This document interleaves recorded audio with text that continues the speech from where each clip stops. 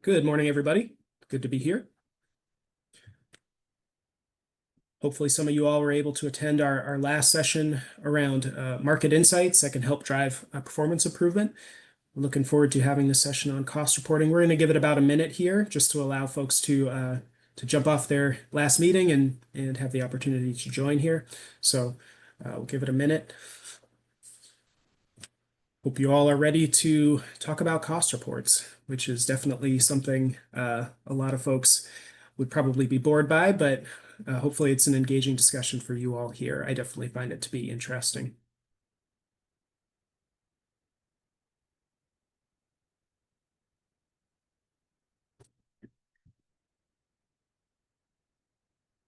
And also just a housekeeping item for those who are on, feel free to enter into the chat or the Q&A any questions that you might have as we go through the session. That'll be helpful as we monitor those questions, and hopefully we'll be able to answer them either in real time or towards the end. We'll also have a section devoted to Q&A.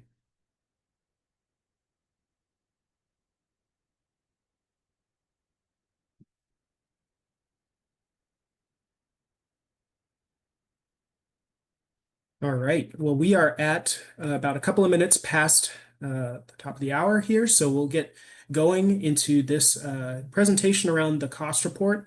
So this is the third session in a six-part webinar series around performance improvement. So we're calling it the Performance Improvement Bootcamp. And the goal here is really outlining some of the high value opportunities that we see when working with rural hospitals and being able to provide that insight to you all in a more detailed format than we typically do in the webinar series. We started out with a capstone presentation, really focused on performance improvement at a high level.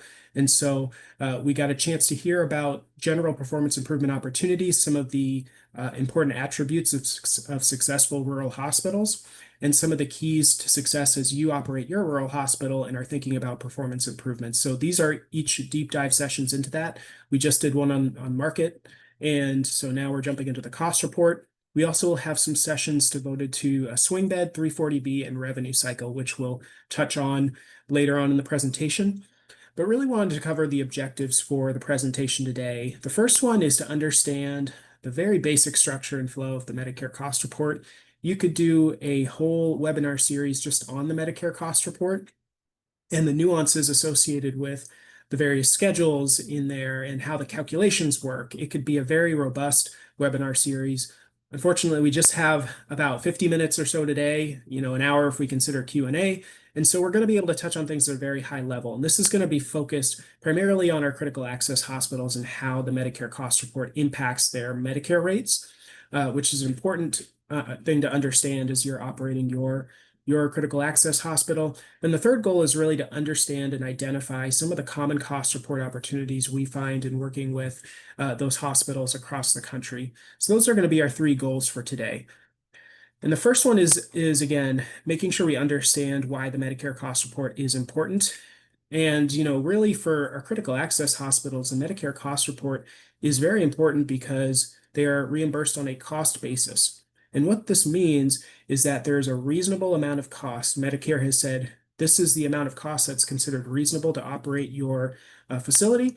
And so we're going to reimburse you based upon those rates. So this will be for inpatient and outpatient services for Medicare. In some states, Medicaid also follows Medicare in that cost-based reimbursement. And Medicare Advantage, if you do have contracts with them, is supposed to follow Medicare in the way they pay. We know that doesn't always happen. However, we do want to be cognizant that oftentimes Medicare Advantage plans will utilize rates from your Medicare payers. And so it's important to make sure we consider that as well. The Medicare cost report is a crucial piece for ensuring that we get accurate reimbursement from our cost-based payers. And so it plays in directly to our reimbursement, making it a very important document for us to at least understand at a high level. The Medicare cost report has a number of uses. So it's used in many cases for, as I mentioned before, Medicare Advantage will oftentimes follow Medicare rates. It's used to true up traditional Medicare reimbursement at the end of each year. So what happens is during the course of your fiscal year, you're going to be paid a certain amount for each service generated to a Medicare patient. And this is going to be based on kind of an amalgamation of prior rates that had been determined at different points in the past. So whether that's interim rate reviews that have been conducted by your MAC, whether that's a prior cost report that's been filed, all of that information goes into determining the amount that you get paid right now for the services offered to your traditional Medicare patients. Now, at the end of the year, for all hospitals really, but you get a true up from Medicare. And so they're going to say, we paid you this much. We were supposed to pay you this much based upon all the data you've put in your Medicare cost report.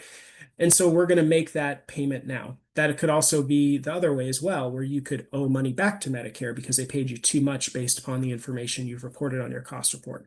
So again, very important document for ensuring we get paid appropriately. Some states are going to utilize that data again for Medicaid payments. So that translates to reimbursement for two of some of our very large payer groups in many cases, is our Medicare and Medicaid population. And the other point about Medicare cost reports, which isn't specific to critical access hospitals, is that many more governmental and non-governmental organizations are starting to mine. Well, they've been doing it for a while, but we're seeing a lot more data mining related to the Medicare cost report, and oftentimes using the information from the cost report in ways that are just not the way they're intended to be used, and maybe even misinterpreting the information that's represented on the Medicare cost report. And so that's another piece of it that plays into it as well. Another reason why we need to be really cognizant of how we are reporting the data in our cost report beyond just how we're getting paid.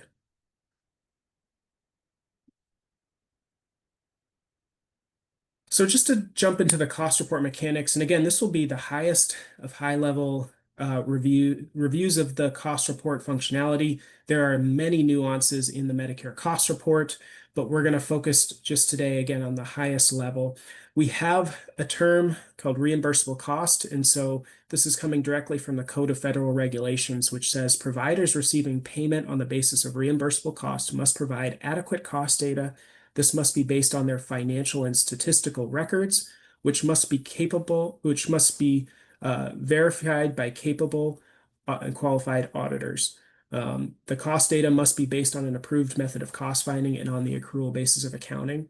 So why I highlight this is because what we're doing with the cost report is providing adequate cost data. So that's what the Medicare cost report is doing. And we need to make sure it's able to be verified. And any of you who have been involved in a cost report preparation process or review process for a while will know that we are getting audited on our Medicare cost reports frequently. And so it's really important to make sure we obtain the most important information and make sure it's accurate for cost reporting. What the Medicare cost report does is it aggregates a lot of information. Volume is one of them. This is how we start off. We start off with a questionnaire. Many different questions are written down in the cost report. And then we kind of move into volume statistics for a facility. So this would include things like the number of hospital beds, the number of patient days, and they break that out by the type of service. So whether those are med-surg days or swing bed, ICU, observation, etc.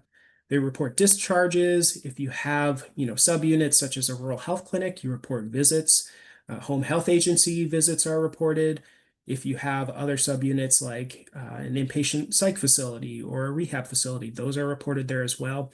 But we have volumes that are reported in this document, and they're broken out by payer as well. So we have three kind of basic high-level categorizations. One is Medicare, the other is Medicaid, and then there's all other. So the cost report is really focused on the areas that are most important for Medicare reimbursement. And so we don't have a very detailed breakdown by payer for all of the information that we're looking at, but it does provide some of the basic information to calculate Medicare rates.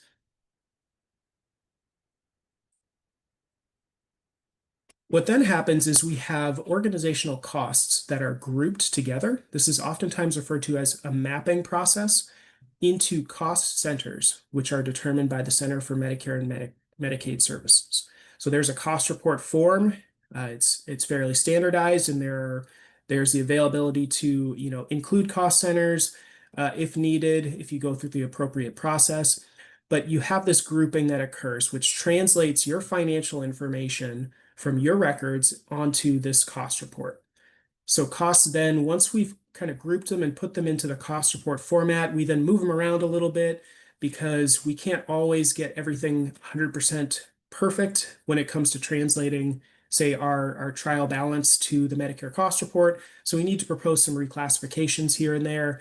We need to adjust for a number of different factors, one being that Medicare doesn't reimburse you for all of your cost, right? Even if you're a critical access hospital, you are not reimbursed 100% of all of your organizational costs. You are reimbursed based upon your allowable cost. And so you have to make adjustments to the costs that exist in order to come up with that number.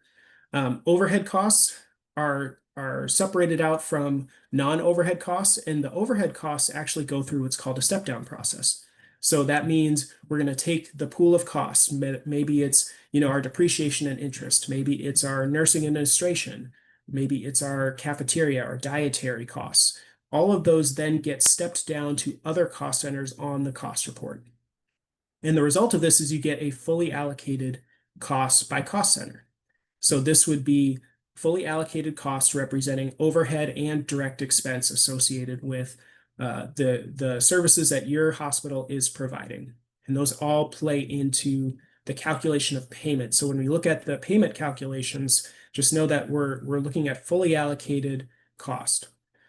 And then organizational charges go through a very similar process. So you grouped your costs, you put them all in the right buckets, and now you go through the same exercise of grouping your charges. And so we have that same mapping process occurring. It looks a little bit different because of the cost report schedules for our charges versus our cost. And so, but the principle is generally the same, as we have to make reclassifications and adjustments to our charge amounts as well. For things like professional revenue, for example, we need to take that out of our cost report.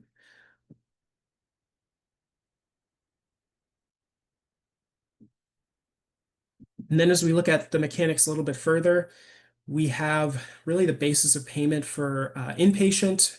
So we have what's called a cost per day, or a per diem is what it's oftentimes referred to. So an inpatient per diem is a cost per day to care for the patients in your inpatient unit. And so this is calculated using the fully allocated cost in our inpatient unit and dividing it by the total number of days we reported in that unit. And so once we do that, we get this cost per day, which can then be multiplied by the number of days that were for Medicare patients. And that's how you get to your kind of Medicare cost figure. That's what is going to flow through the rest of the cost report. And then it goes through a process where we make some adjustments to that figure. But that's at the highest level what happens from the inpatient side. And that would include your acute and also swing bed payment as well.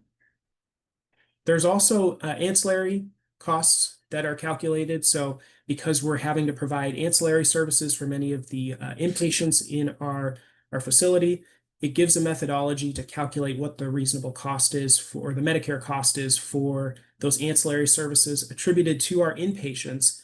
And then it takes a very similar approach with our outpatient services as well. It calculates what's called a cost to charge ratio. You've probably heard of this. And again, if you've been involved with cost report preparation or review, are very familiar with it. But the idea is we take our total costs, again, fully loaded costs, our fully allocated costs, and we divide them by the charges that we reported on the cost report. This gets us to our cost to charge ratio, which is then multiplied by our Medicare charges to come up with that Medicare cost. And so that's a slightly different way to calculate it from our inpatient side. But those are the ways the Medicare cost report handles those buckets. What happens is we get a settlement at the end of each cost reporting period. And this is the result of taking those costs based on the calculations we just went over.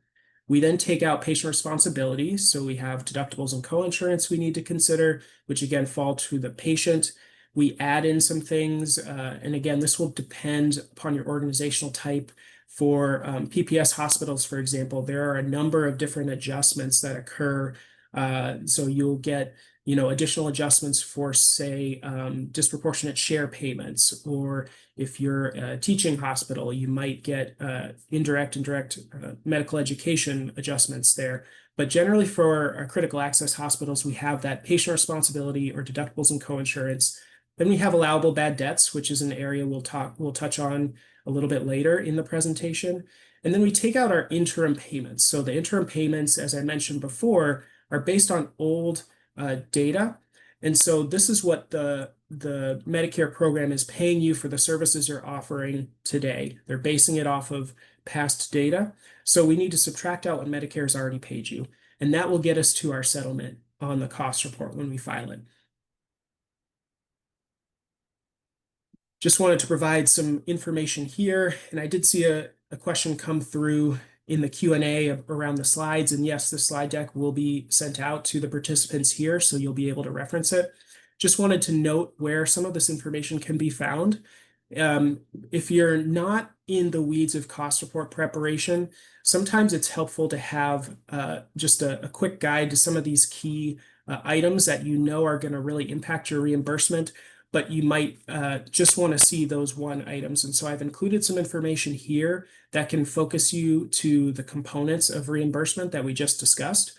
There's obviously many more things that could be pointed out, but as a direct reference, this should be helpful as you think about where do I locate some of those components to the calculation that I just discussed. And I would also just note that some of the figures and components that we just went over are reported in multiple places on the cost report. And so this might be just one of several places. So this is, again, meant to be a guide for those who are just looking to understand, where can I quickly reference some of these items that Wade was talking about. But note that there are lots of other areas of the cost report that contribute to these, and sometimes the numbers can be found in multiple places as well.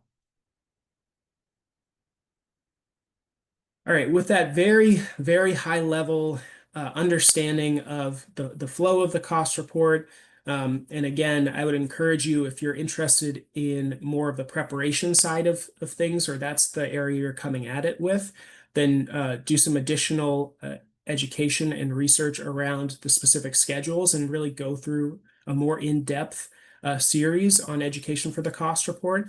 But again, at the highest level, we want to understand what's happening so that way we can understand what the opportunities are and how it can impact our decision making as an organization. What we have outlined here are really a list of some of the areas that we consider to be top opportunities from a cost report perspective.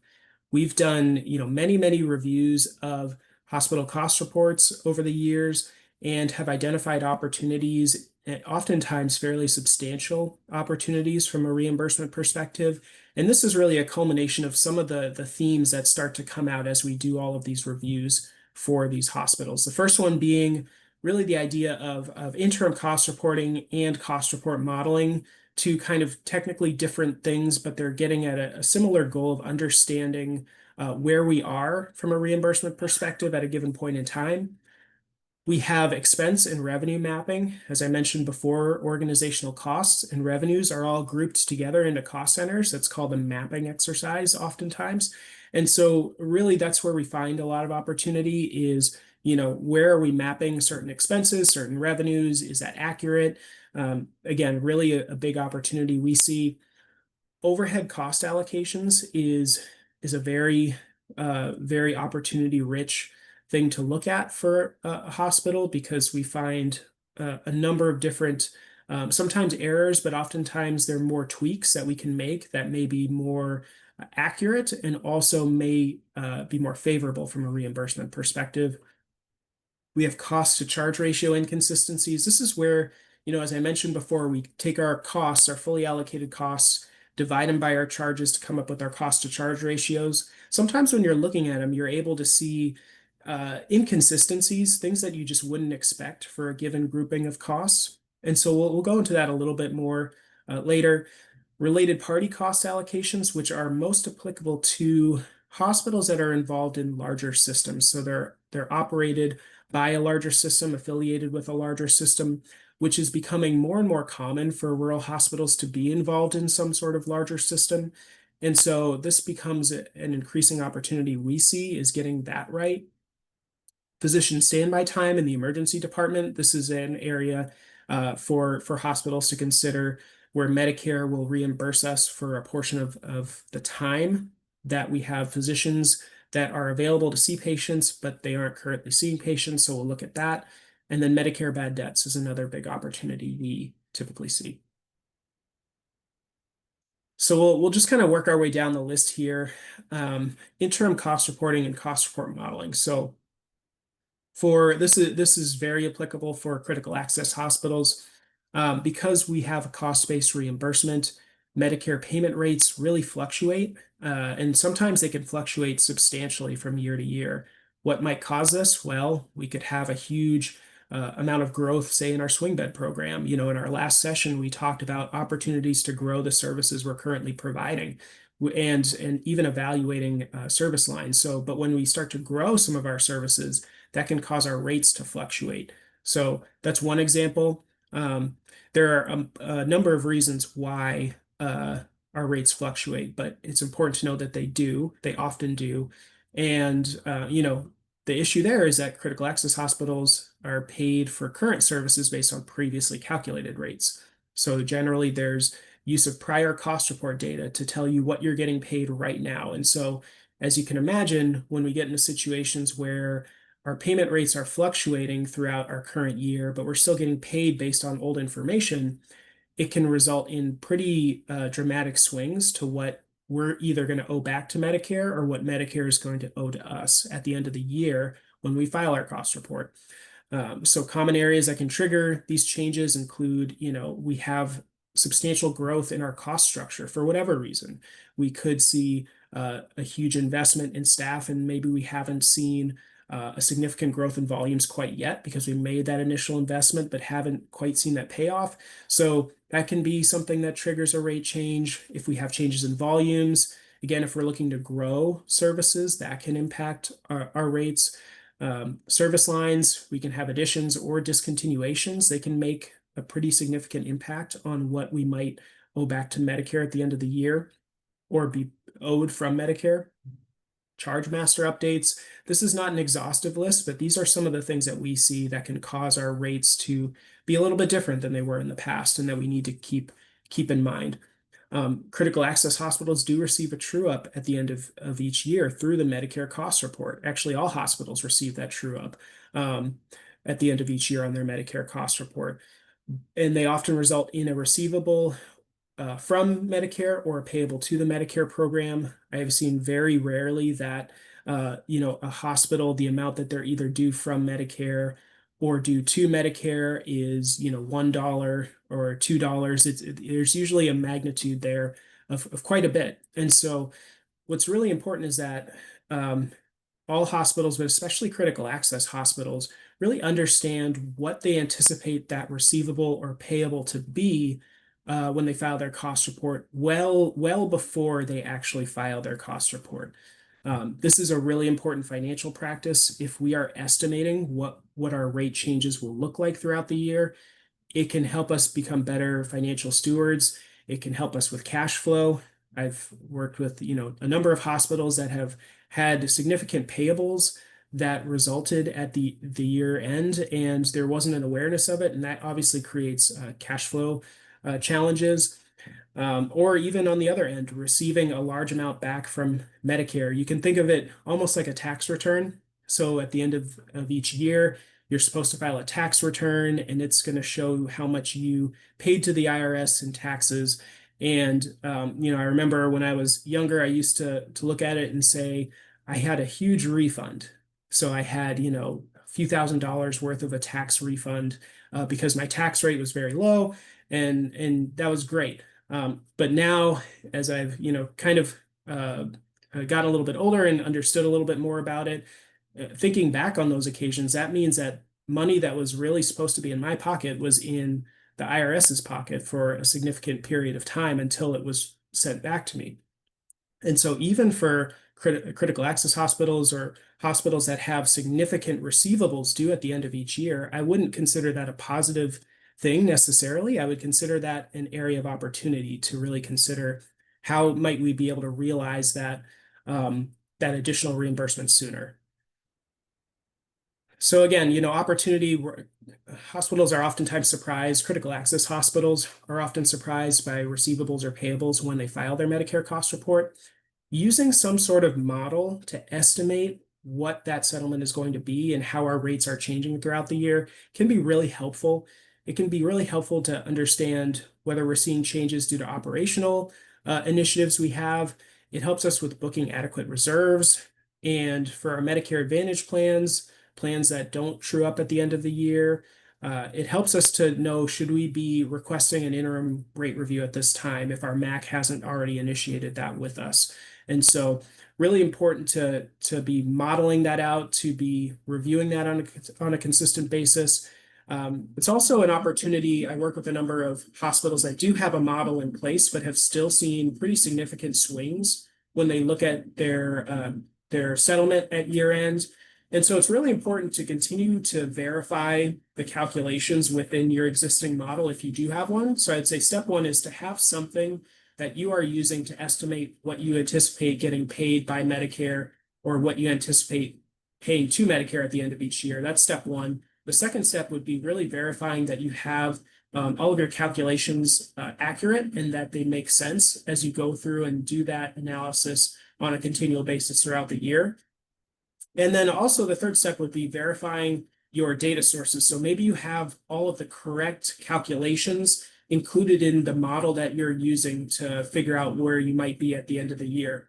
But the data sources that you're using might not produce the most accurate data. And so you're still going to come into a garbage in, garbage out scenario where what you're estimating is going to be way off from what's actually going to occur. And it's really because the underlying data was never getting us where we needed to be in the first place. So really important for us. This is an incredible opportunity and relatively low-hanging fruit when we work with hospitals to have something in place where you can estimate where you're going to be at year end. And then when it comes to interim cost reporting, in addition to having more of a lower level model, it is encouraged to go through the process of preparing an interim cost report every now and then. So what I mean by that is taking all of your data and running through the exercise just like you would when you're filing a cost report, just with interim data. So maybe 10 months into your fiscal year end, you take all of your trial balance information and your volume information,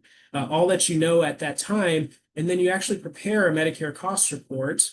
Most of the way through, you might not need to worry about series like the G series, for example, which are just snippets of your financial statements and don't necessarily impact your reimbursement. But you essentially go through and create a cost report and figure out, this is where we are right now, and here's where we might expect to be come year end. So I think both of those are really important things for us to be doing as hospitals to make sure that we are maintaining prudent financial management.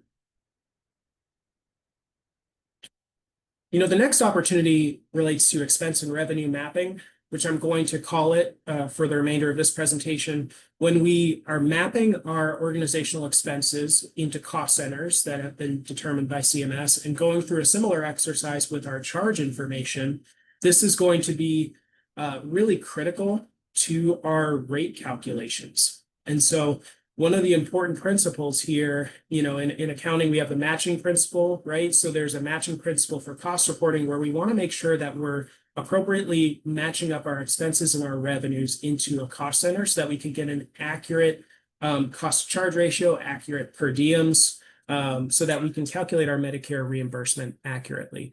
But this is easier said than done. I think that's the big opportunity. It's one thing to say, I want to group all of my OR charges and all of my OR expenses into line 50 of the Medicare cost report. Once you actually get into the accounting details for your organization, it can be much harder. What does our department structure look like on our trial balance? What about any nuances of our operations? The way we're reporting things for internal purposes might not be the same way we need to report them for the Medicare cost report. And so it becomes a really important exercise to evaluate our mapping, excuse me, as we go through this, both for interim cost reporting and when we go through and file our cost report. Some of the common opportunities we find when we're looking at mappings, right, are just things that are mismatched.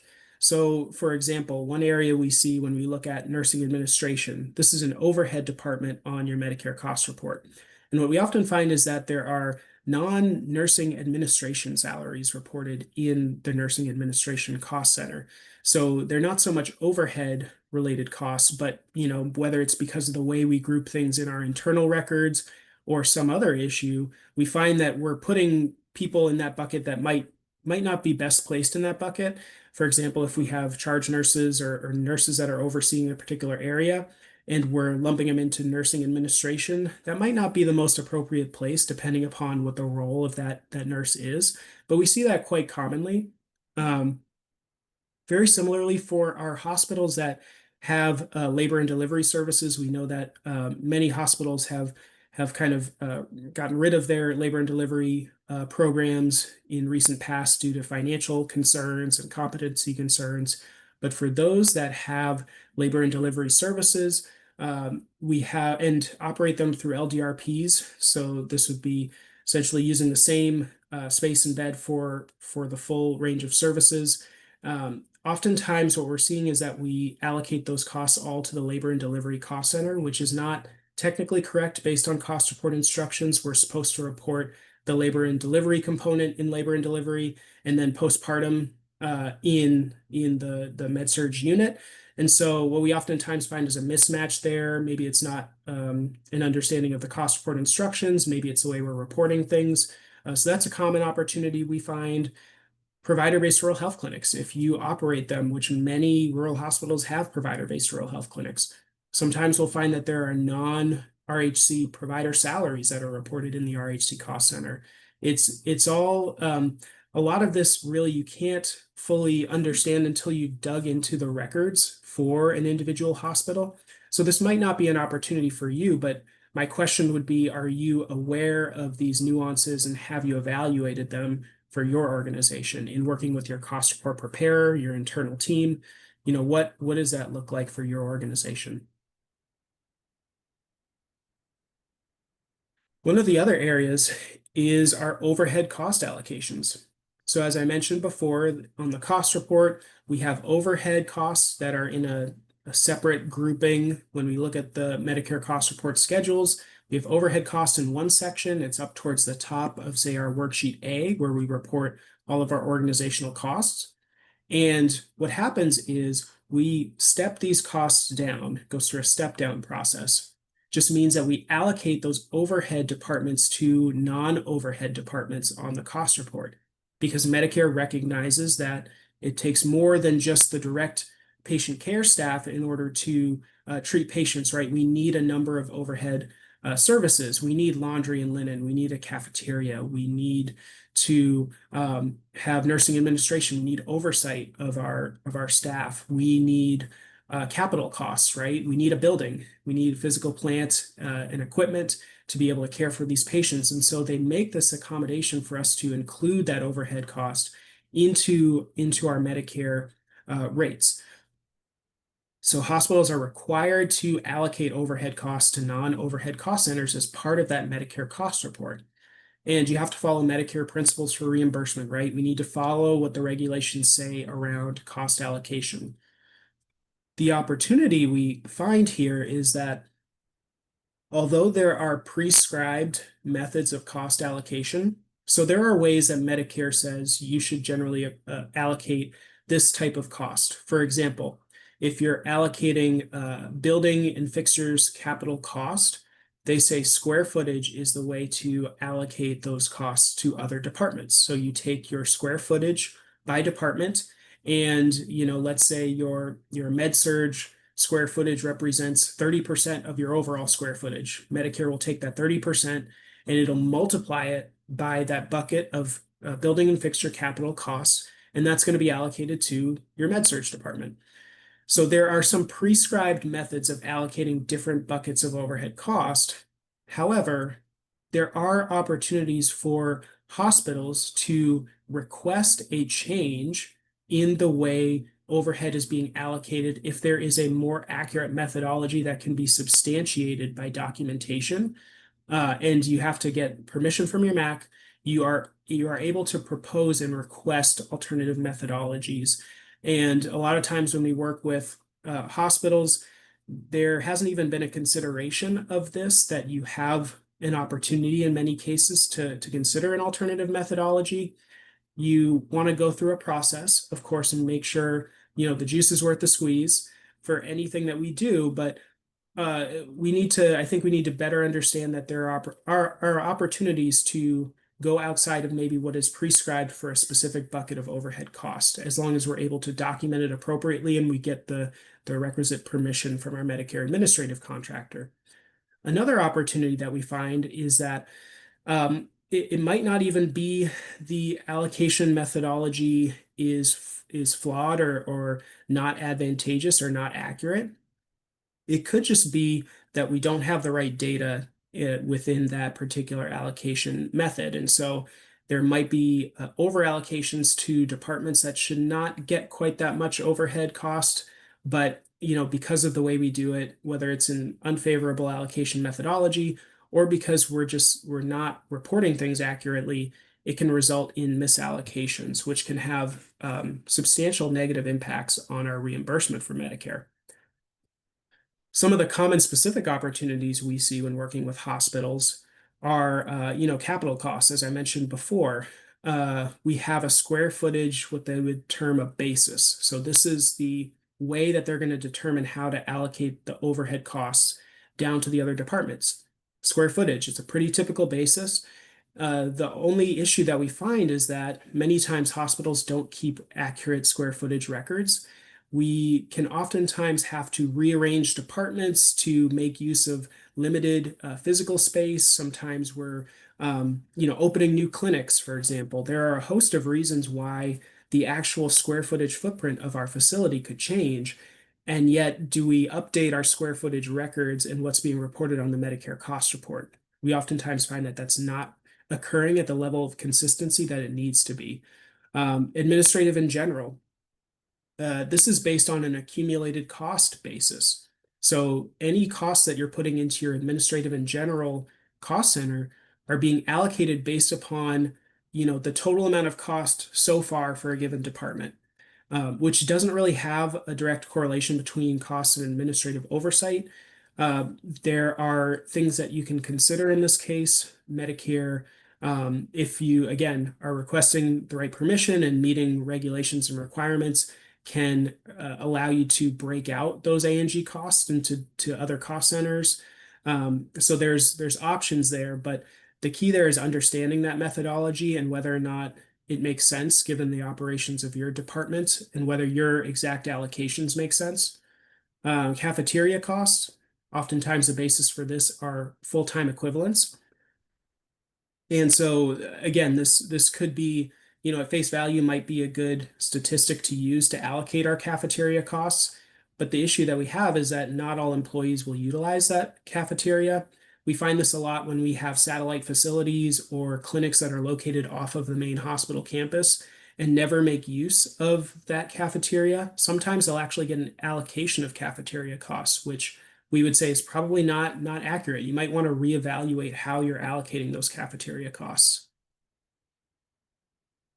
Another one we see is medical records, which the typical basis you use for allocating those costs are gross charges.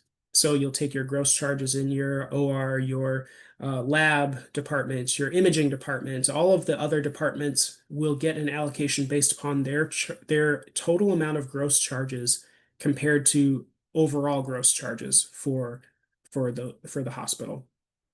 And so why this is sometimes maybe not the most advantageous method is because it will skew towards departments with high charges that might not actually use medical records. Whoever is reported in that medical records department might not be utilizing or be utilized by a department in proportion to their gross charges. So it's just a little bit off. You'll see things like high allocations to drugs charged to patients or the OR, sometimes in lab if you've got a really robust lab program. So important for us to really consider that. Is there opportunity for us to either request a change or just reevaluate how we're going about that? You can request changes to a statistical basis for overhead cost allocations. They have to be submitted to the Medicare administrative contractor at a certain time period, and then the MAC will say yes or no to that methodology. But it's important to know that there is an option available. And then additional issues we find are sometimes double counting. So this would be, for example, if we're reporting direct benefits to a particular cost center, and then they're also getting a full allocation of employee benefits, which is another overhead department. So that's one area we see it. There's a number of other areas where we'll see this double counting, but really important to note that. And again, exclusion of information. The next one we see is cost to charge ratio inconsistencies. So we have the matching principle that's occurring. We've gone over that. What we want to test for is really unreasonable values, and they can signal a number of things about your organization. And those can be really filtered down into cost report opportunities or operational opportunities. For example, one of the most common we find is when we have hospitals that break out their imaging modalities into different cost centers on the Medicare cost report. It doesn't always happen, but when it does happen, we see oftentimes a large bit of variation between those imaging modalities in terms of their cost to charge ratio. What this might signal, it could be very appropriate and accurate. It could just be based upon the operations of that particular modality. But what we more than often will find is oftentimes it's due to a high amount of fixed cost that then it doesn't get spread to all those modalities on the cost report, maybe the way they should. For example, we might have imaging techs that cover multiple modalities, but we report all of their salaries expense in radiology diagnostic, which is kind of the standard cost center to report those imaging staff. And so what might happen is we'll have these cost to charge ratio inconsistencies within our imaging department. And so that's obviously an opportunity for us to consider. Really, we want to bump our cost to charge ratios against critical values. We've listed some of them here. And what we use is just an indicator. We can't, again, make any assumptions about the operations or whether or not things are inappropriately or appropriately reported until we've actually dug into the data. But this will give you some sense of where they fall when we look at other facilities. Cost to charge ratio inconsistencies could mean that it's time to evaluate our charge master, right? We haven't done that exercise in 2-3 years. Maybe it's time for us to open that up again and take a look. It could be patient volume growth opportunities or expense reduction opportunities. There's a whole host of operational considerations when we see this. Related party costs. So for our hospitals that are involved in larger organizations, there is oftentimes a cost allocation process that happens because there are shared services being offered through the main organization. So if I'm part of, a health system and there are 10 hospitals within that system, generally we'll find that administrative functions get rolled up into the main organization and allocated via what's called a home office cost statement. And the opportunity we find is that many times the smaller organizations within that larger system may be unfairly receiving less allocated cost than other organizations just because of their size, even if it doesn't have anything to do with the utilization of a particular shared service. Why this is important is because as a critical access hospital, if you're getting that cost-based reimbursement, it then becomes understanding why our home office cost allocations are the way they are. Are they accurate? What are they based on? Is there maybe opportunity to improve those? And again, as we start to see more and more providers become part of a system, this becomes more and more important. This is an example of the cost report worksheet A81, and this is where you would see it all play out if you are a part of a larger system. You'd see an amount of allowable cost, and then you'd see the amount that you've reported. Oftentimes, you'll pay some sort of a management fee to the organization in exchange for those shared services. So really important to note this on your cost report. physician standby time in the emergency department. So when, again, and we have a regulatory reference here, when a provider compensates emergency physicians for being available to render services to individual patients in the emergency department, the provider may be reimbursed Medicare's share of allowable costs incurred by the provider to the extent that the costs are deemed reasonable. So what this is saying is there is a mechanism by which we can get some reimbursement when we have physicians who are available to see patients but are not currently seeing patients. So oftentimes referred to as that standby time in the emergency department. So the opportunity we find is oftentimes hospitals underestimate the standby time. There are lots of suboptimal methodologies for calculating this. I oftentimes hear that MACs have approved a certain methodology and they've kind of stuck with it for a long time without questioning, is this the most accurate methodology? Is there room to improve this? And so there's really an opportunity we hear many times because of the availability time, that standby time that we're reporting on our hospital cost report can get picked up in our allowable cost. So it can make its way into our rates for critical access hospitals. For PPS hospitals, there is an RCE, a reasonable compensation equivalent limit associated with this. So they're going to limit it based upon the provider type for critical access hospitals that is not at play. You'd see this come through on your worksheet AA2. And we've highlighted an example. They have what's termed professional component and provider component. And so the professional component is supposed to represent that patient care time for those emergency room providers.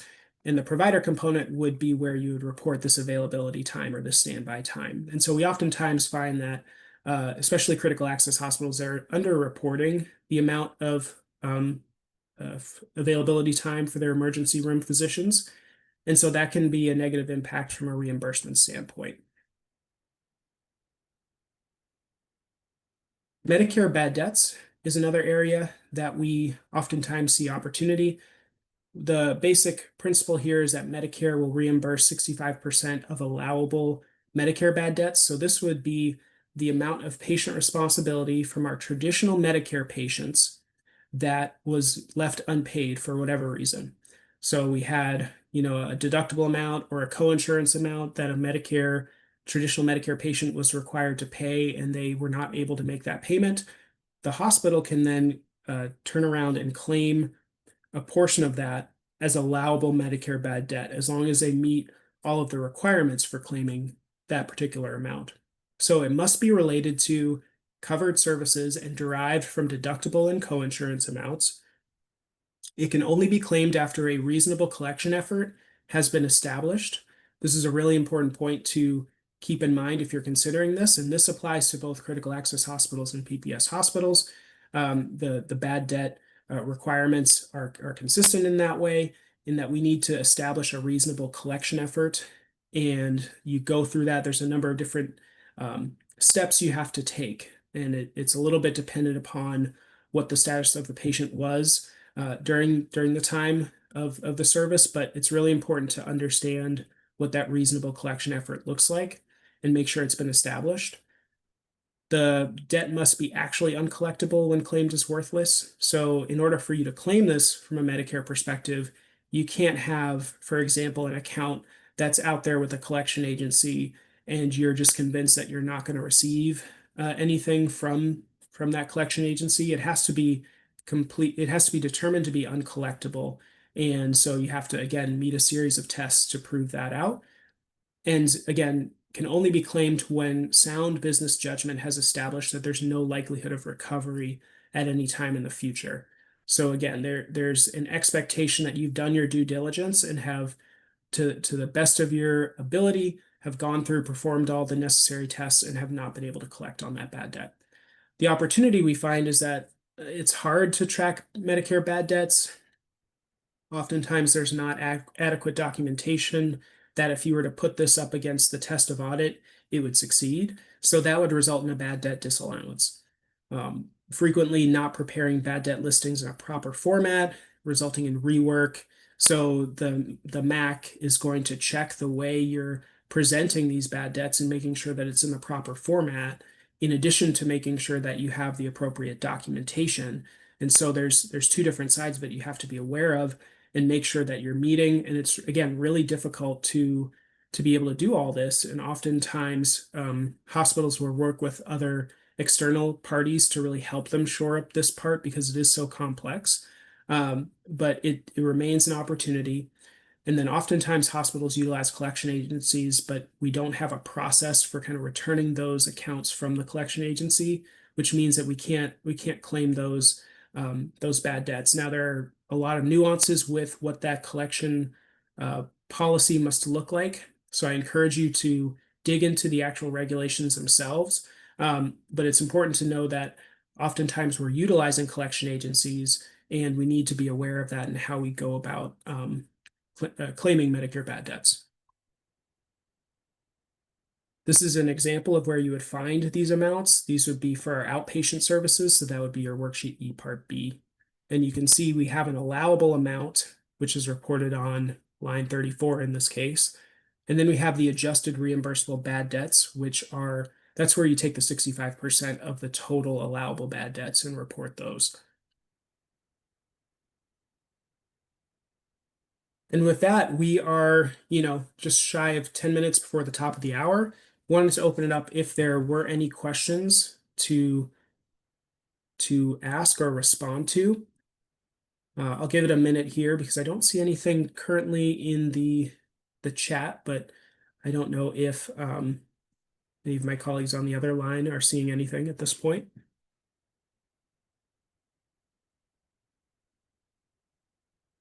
At this point, I don't see any questions, but we can give everyone a second to type any. Sure. Yeah, we'll give it a few minutes. And while we're doing that, just wanted to remind you all of some of our upcoming sessions here. On October 16th at 11 a.m. Eastern Time, we're going to have our swing bed boot camp, which again is going to be focused on how do we maximize and grow our swing bed program. On October 23rd at 11 a.m. Eastern Time, we're going to be going over 340B, a very interesting topic, and there's a lot of change that's occurring on that front, and so really crucial to stay up to date on some of those trends and some of the opportunities. And then our revenue cycle deep dive will really focus on revenue cycle performance. How do we optimize that? What are some of the strategies we can take to make sure we're efficient and that we're collecting as best as we can? Because we know that that continues to be a challenge for our hospitals. It looks like we got two questions. So the Okay. first one is, how often would you recommend calculating your Medicare reimbursement compared to your current rate? Yeah, so I think it'll depend on the organization, but my general recommendation would be having some type of model that you can run on a monthly basis to be able to calculate that. And then when it comes to running more of an interim cost report where you go through the full exercise of preparing, that can be really dependent upon your availability and the resources within your organization. But I would definitely recommend, doing that at least once, before you get to your fiscal year end so that you can get even the slightest sense as to where you are. Right. And so the next question is, do you have any recommendations for providers that cover ED and med-surg? We do not bill provider fees. Yeah, so that's a great question. So perhaps I'd want to just better understand that a little bit more. Perhaps that's one where do we have the email address that we can maybe reach out on a separate basis? Yep, we do have their email. Okay, so I'll reach out specifically on that one because I want to better understand some of the details there. Okay. And then one more question is, I recently moved and I'm now dealing with a different Mac who seems to have a whole different view. Any advice? Yeah, so this is one that I come across a lot. I would say it's really important to work with your Mac, try and understand kind of how they've interpreted things. There can be variance between the Macs in terms of how they're interpreting certain regulations and the application of those regulations. I would encourage you to work with your Mac and always, as much as you can, refer back to the regulations and cost report instructions themselves. that's kind of what we want to use as a true guide for what we're doing. And so if we have a situation in which maybe Mac auditor is, offsetting something that you've seen that was allowable in a different area or under a different Mac, you want to really go back to the regulations and figure out what is it that we can substantiate for this particular item? Can we substantiate it based upon regulations? And then again, having that dialogue, and sometimes it even involves, requesting to maybe talk with others at the Mac because you have an auditor, but they're working with a whole team of auditors, and so it might require even having a little bit of pushback, respectful pushback on some of the decisions that have been made, as long as you're able to identify that regulation and the instruction to ground your decision around that particular area. So yeah, I'd be happy to share more, thoughts offline if you have a specific item that you're working with. Again, maybe this can be another follow-up for you specifically, but having been on the Mac side when I first kind of delved into healthcare, I can tell you that it can be there's opportunity for us to work with them in that space. It looks like that is all the questions that we have today. Great. Awesome. Well, I appreciate you all jumping on the call. Look forward to having some additional discussions with some of you all. And again, hope to see you all at our next sessions that are going to be very informative. Hope you enjoy the rest of your day.